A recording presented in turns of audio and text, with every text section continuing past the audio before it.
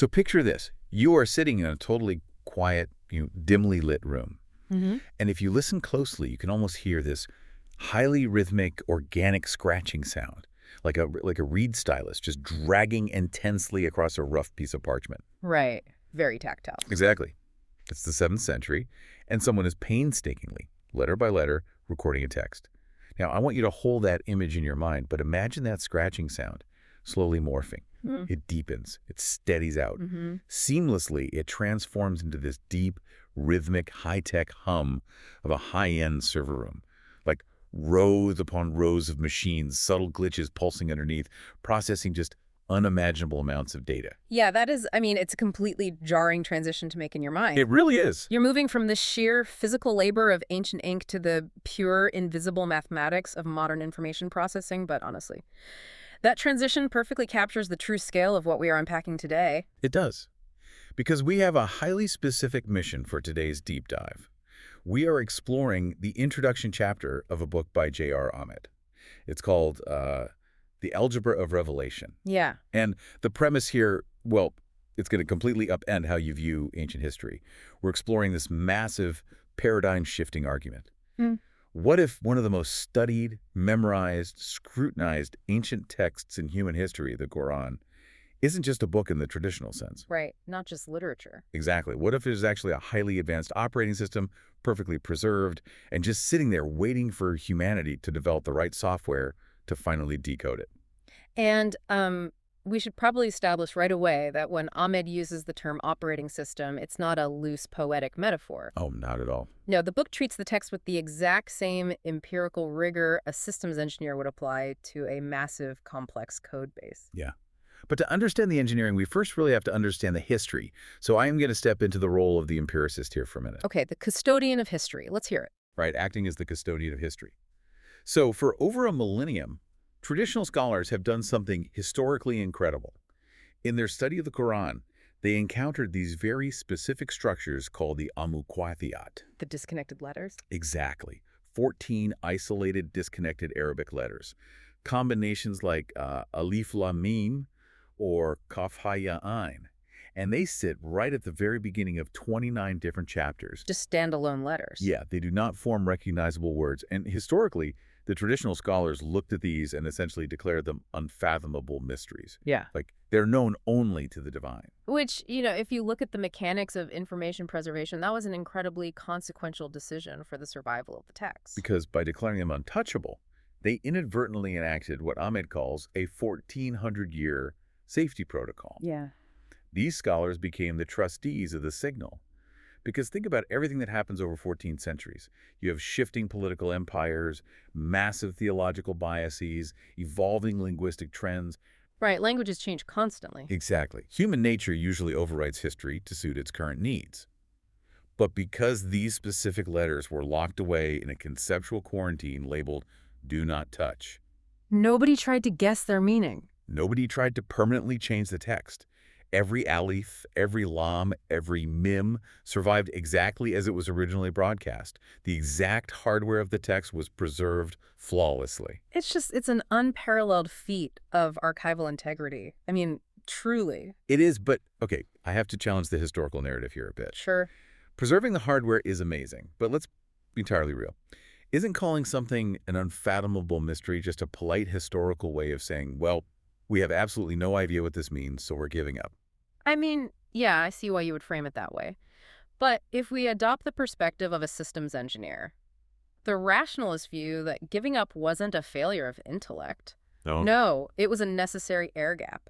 Preserving the hardware does not equate to understanding the software. Okay, unpack that for me. Imagine a 7th century observer stumbling upon a highly advanced microchip in the middle of the desert. Oh, wow. The absolute best thing they can do is preserve it perfectly intact. They cannot process it. They don't have the microscopic lasers or the silicon architecture required to actually interface with it. Right, so they just put it in a box and keep it safe. Exactly. The historical pause on the meaning of these letters served its purpose perfectly because it kept the signal completely clean. So the argument is that the pause was always meant to be temporary. Exactly. The pause is over. Hmm. We are now armed with the cognitive vocabulary of systems engineering, information theory, empirical linguistics. The software has caught up. Yes. We can finally perform a systemic audit. We are engaging with these letters not as mystical, magical symbols, but as the underlying source code of the text. I mean, calling an ancient text a source code is a massive claim. It's huge. How does Ahmed actually justify leaping from a 7th century religious text to modern computer science without sounding like, a conspiracy theorist just projecting 21st century ideas backward? And that is the crucial hurdle Ahmed has to clear in the introduction. The mandate to perform the systemic audit is not an external modern framework artificially superimposed onto the text. Okay. So where does it come from? The mandate is derived directly from the text's own internal operational instructions. The system explicitly demands to be processed by human intellect. It refuses to be just passively recited. Wait, where does an ancient text demand a systems audit? Look at Surah Sad, verse 29. The text describes its own function with highly specific instructions. It says, "This is a book we have revealed to you, full of blessings, that they might deeply audit its signs." And the Arabic phrase there is liya dabaru itihi, and that those of objective processor function would be reminded. That is highly specific. Yeah, and the Arabic command liya dabaru comes from the root dbr, which literally refers to the back, the end, or the foundational root of a matter. So it's not saying, just read this beautiful poetry from front to back and feel inspired. Yeah. It is literally commanding the reader to track the data backward to its foundational source. You are auditing the back-end logic. That is the exact mechanism. And it goes further. In Surah Fussilat, verse 3, the text describes itself as a book whose signs have been structurally differentiated. The Arabic word is fulnat, an Arabic compilation for a people who utilize data. Structurally differentiated. Okay, Yeah. if the text is fundamentally built on structural differentiation, then those disconnected letters at the start of the chapters, the al-Muqaṭṭaʿāt, they aren't just decorative linguistic flourishes. What at all? They are the primary differentiation keys. I mean, it is exactly like a kernel boot sequence in a computer operating system. A kernel boot sequence is the perfect way to visualize it. You can't just drop into the middle of a complex computational process and expect it to run correctly. Right. You have to load the parameters before you can process the data. Right. So if you're listening to this, imagine you open a complex file on your computer. But instead of seeing the nicely formatted document, you're looking at the raw code. At the very top, before the actual readable payload begins, you see a string of raw code headers establishing the variables for the entire document. If you ignore those headers, you might be able to read some of the text below, but you won't have any idea what algorithmic rules are governing that text. You miss the underlying structure entirely. And when Ahmed applies the systemic audit to those specific headers, he doesn't just find random patterns. He identifies 5 systemic invariants. 5 invariants. Yeah, these are observed, unbreakable structural realities that redefine how the text operates. Let's break those down. Yeah. But I really want to understand how they actually function in practice, not just in theory. Sure. So the first invariant Ahmed observes is the alphabetical blueprint. These isolated letters act as the basic prime elements of the entire system. Think of them as the fundamental building blocks of this specific reality. Like a periodic table of the text. Precisely, just like carbon and oxygen. The second invariant is the invariable link to al-kitab.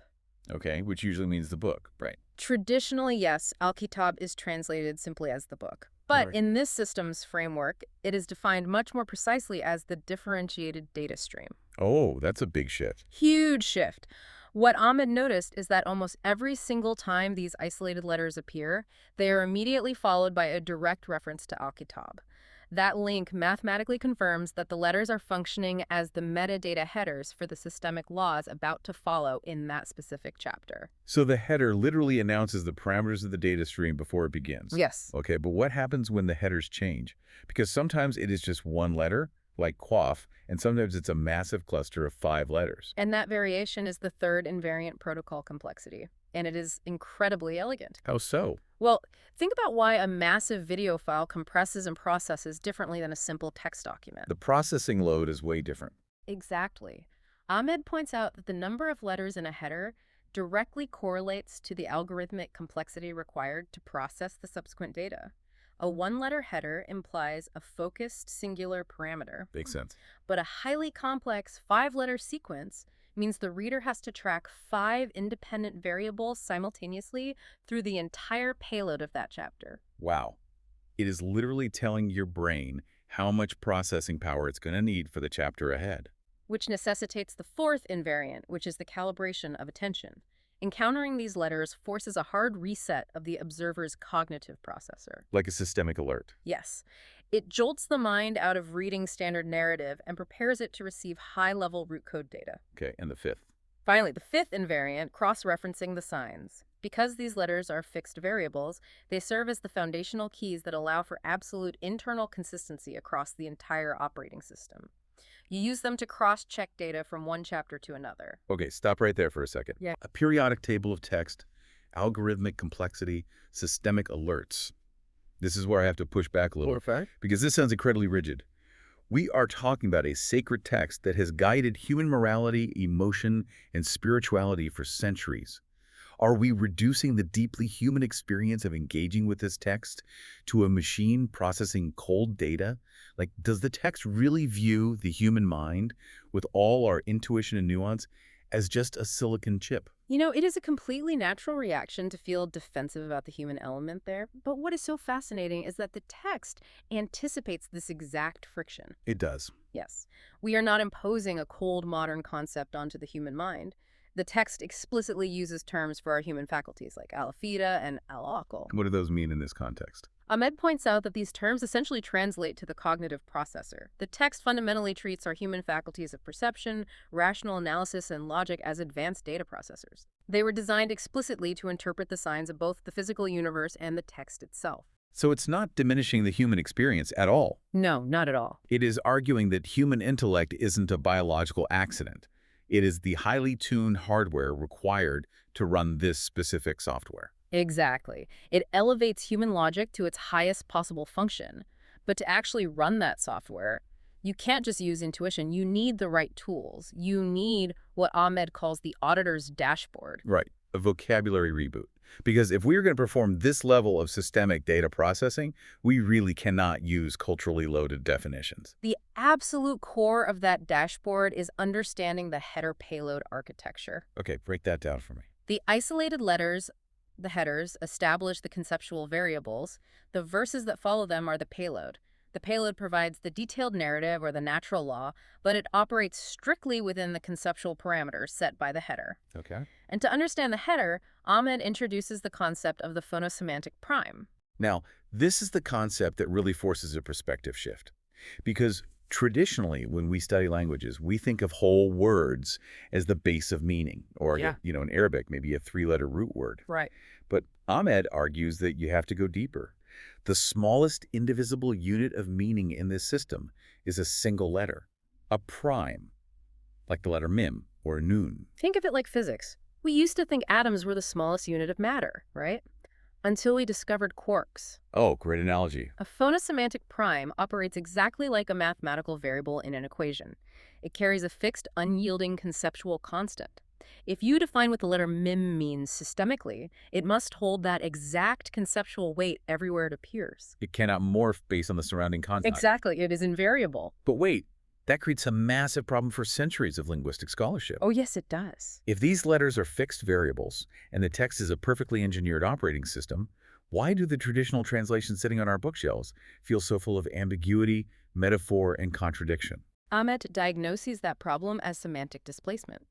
Over the centuries, the Arabic language did not remain in a vacuum. It was influenced by expanding empires, external literature, pre-existing historical traditions, and biblical projections. It is basically like playing a game of telephone over 1,000 years. That is exactly what it is. Like, a specific Arabic root word might have originally meant a highly precise action, let's say, to physically sever. But over centuries of cultural telephone, people start using it metaphorically. To sever becomes to separate, which morphs into to judge between two things. Right, and eventually it just becomes a vague metaphor for being a wise person. That is semantic displacement, perfectly summarized. Cultural and emotional layers just pile up, shifting the meanings of Arabic words away from their pure systemic roots. And the entire goal of Ahmed's systems approach is to strip all of that accumulated cultural sediment away, to reverse the displacement and isolate the clean original code. Linguistic archaeology. You're scraping away the sediment of human history.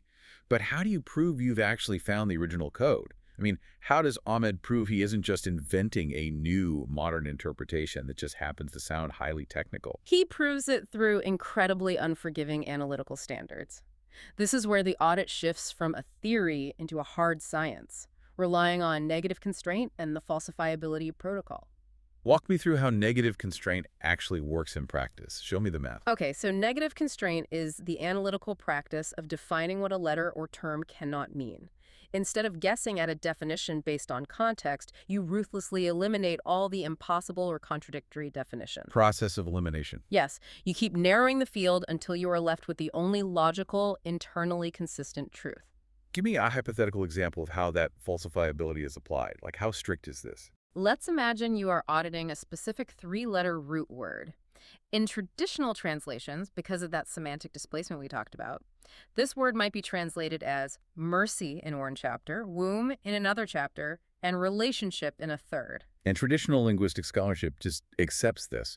They say, well, the context changes, so the meaning changes. Right, they treat it like poetry. Exactly. But under Ahmed's falsifiability protocol, context does not dictate the meaning of the underlying code.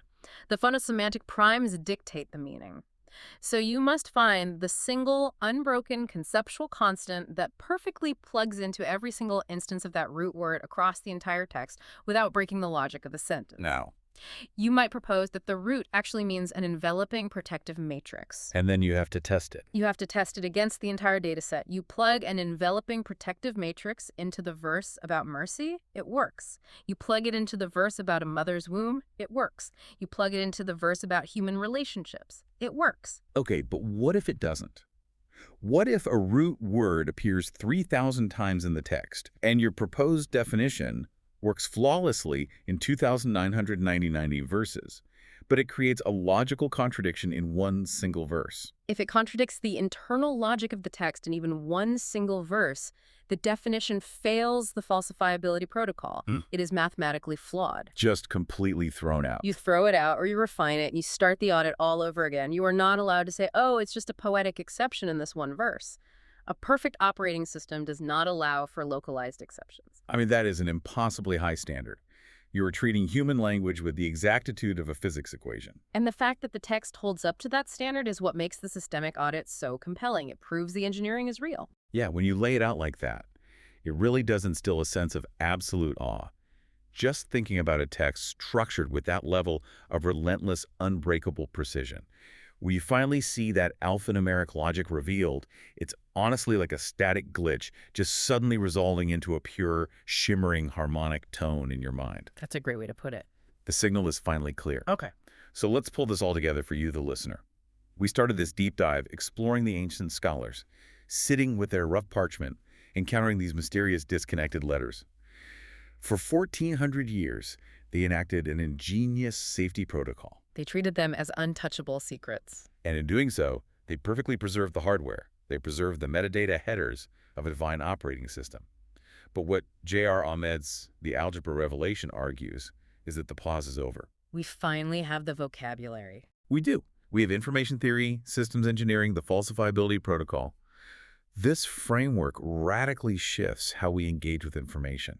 It moves us away from passive reverence, just looking at an ancient text and saying, wow, what a beautiful mystery, to active, empirical, systemic auditing. Yeah. It demands that we use our cognitive processors to load the headers and decode the payload. It demands active, rigorous engagement. And if we connect this text journey to the bigger picture of human advancement, it leaves us with something incredibly profound to consider. Oh, what's that? If a 1,400-year historical pause on a series of Arabic letters was actually a built-in safety protocol simply waiting for humanity's intellect and technological vocabulary to catch up, it raises a massive question. Okay, I'm listening. Now, with the unprecedented rise of artificial intelligence and machine learning, are we finally building the exact artificial cognitive processors needed to brute force translate the rest of human history? Oh, well. What other perfectly preserved, unfathomable mysteries in our science, our biology, or our universe are simply sitting there, waiting for us to apply the right systemic audit